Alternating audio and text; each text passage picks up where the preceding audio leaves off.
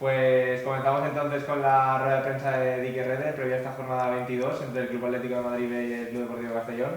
Como siempre empezamos con las preguntas de las periodistas en la sala y después pasaremos a las telemáticas. Sigue, mismo, cuando quieras. Buenos días, Dick. Lo primero, ha finalizado el mercado de fichajes. Quería conocer tus impresiones sobre cómo ha quedado la plantilla, la composición de la plantilla tras el cierre del periodo para fichar y si esperas alguna incorporación más porque quedan fichas libres ya fuera de mercado con jugadores que están libres. Till now we are happy with the squad, or else we would maybe make changes more. In the end of the day, sometimes you also have to make changes because a player wants to have more playing time, what we can't give him guaranteed. So that's why also we had one or two changes in the squad. It is not that we want to get rid of players, it is what it is. But if a player wants to go, he goes, and then we just add a new player. At the moment, I was happy with the signings of Nikita and Douglas. So we had already early in the transfer window 2 signings. So maybe with the signing of Las, it looks like that there is only 1 signing, but that's not true, because we had 3. Of course, we had Jacob, the goalkeeper, also. So yeah, I'm very happy. Yes, we still have place in the squad. And if something comes up what is really, really, really good, we will take it.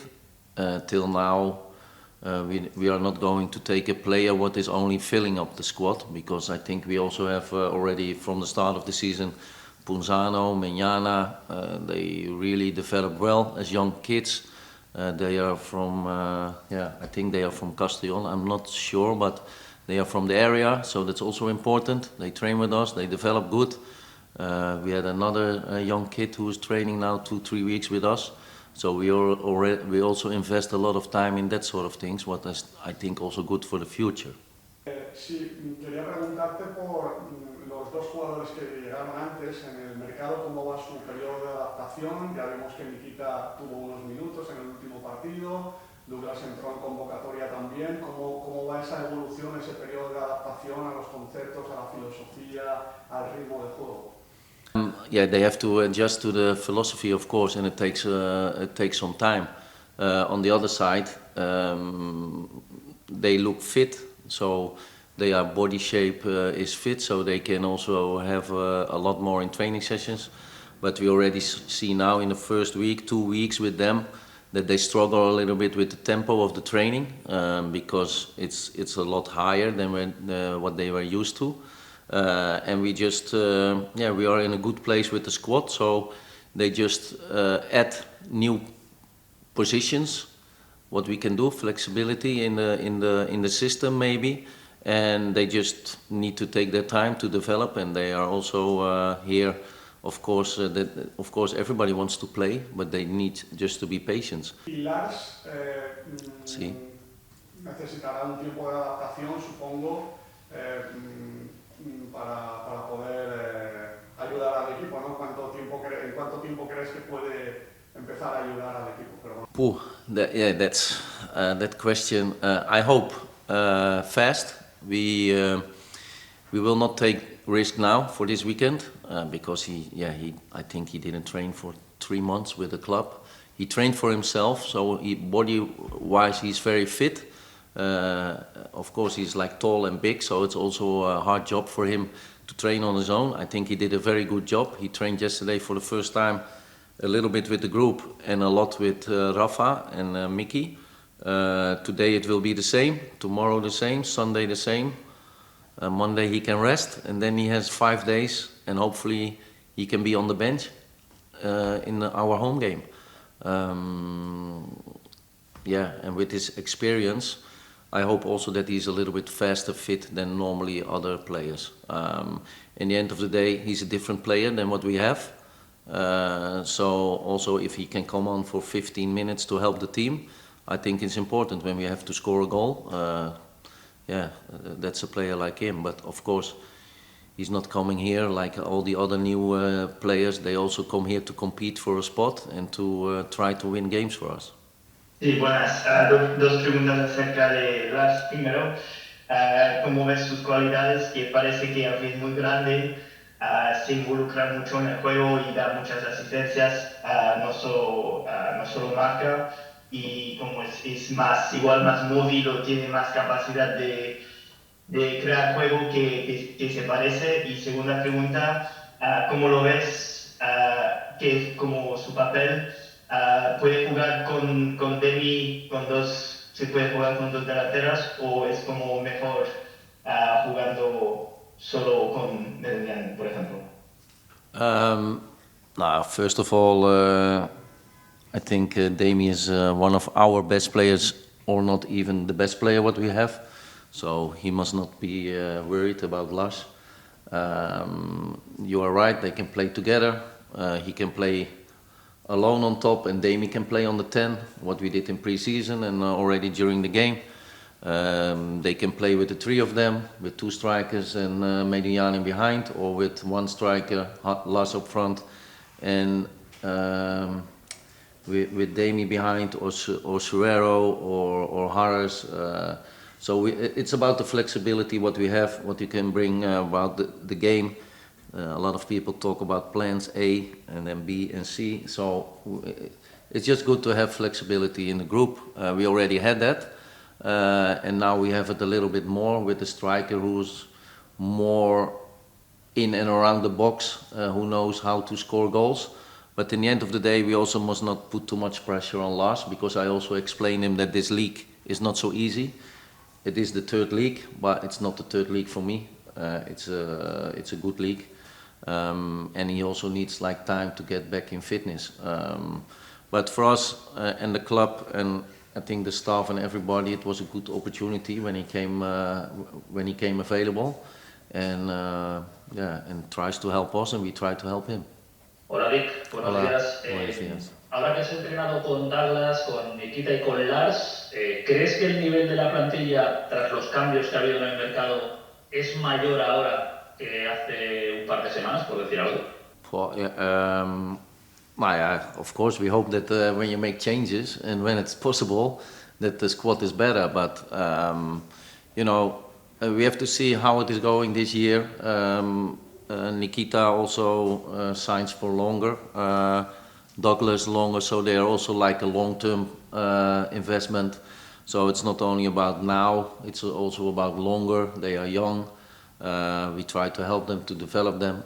Lars, of course, is a total different situation. He's 32. He comes here to prove himself that he can be fit again and help us on the short term. And if everything maybe goes very, very, very well, he can be here longer. So there are two sides. We wanna keep on winning games, but we also want to develop the club. That's why I also said about in the first question about young kids who train with us. They are from this area. In the end of the day, it's not. Yeah, of course, for me, it's not really about the area. It's always nice that they are around the area, but because that is like the nice and the most fish in what you have. But it's also about developing the club. It's about, for the long term, maybe sell players, where the club can be like a better club money-wise. So this is all these kind of things we take in one job, and in the end of the day, of course, I need to win as a head coach in the weekend. But there is also more than only winning the game. It's also like a longer project, like developing those players. Por el partido, opinión sobre el rival, el Atlético de Madrid B. Aquí en Castalia le puso las cosas difíciles al Castellón. No sé si esa referencia permite al equipo salir pues prevenido de que va a ser un partido complicado también contra este equipo. We have to be alert because you see with both of them, Madrid, the both teams from Madrid B, they are very difficult to play. Atletico at home has I think they have the most points they had at home. I think they only lost 2 or 3 times at home, and the rest they won. So they have a good results there. And they, of course, if you play against them, the B teams from the top clubs in Spain, that means that they have a lot of quality. So I'm sure we're going to have a very difficult game. but we will just try to do what we do normally, try to win the game, and we go for it. Última para mí, si recuperas a Villahermosa y habrá algún cambio más en el equipo o baja que puedes comentar. Yeah, it's always possible. We also look at the opponent, but we also look at the availability from the players.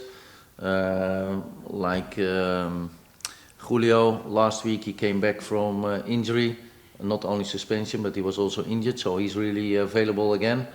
Like 100% fit. Calavera is now in the moment that he is back again, and that he is like 100% for me, in the way how I think about it, 100% fit to start. And Dani is the same. He had no problems. He was only suspended. So that makes it only better for us in the team. And there we have to make, I'm not going to say changes, but we have to make decisions in how we want to start the game against Atlético and what is the best for us. Sí, la última. Yo quería preguntar, volviendo un poco al tema del mercado, la salida de Christian tal vez no ha tenido un sustituto de las mismas características. Eso entiendo que significa que Yago Indias y Óscar Gil o Granero van a tener muchos más minutos, como ya están teniendo en ese doble pivote. Entiendo que no le preocupa para nada y que está bien cubierta esa posición. In the end of the day, when Borja played there, it was really that we had no other options there. With Oscar and Iago there, it was also because of Christian was injured, Calavera was injured, Julio was injured, so then we had to make some changes there. I already said from the start of the season, I see in Iago more a midfielder in the way how my style is than what in another system. He's maybe more a defender. What I notice here, a lot of people, they say, oh, Iago is a defender. And now he plays in midfield and he plays a defender in midfield. I see it totally different. I see Iago is, for me, in this system, how we play, he is for me more a midfielder.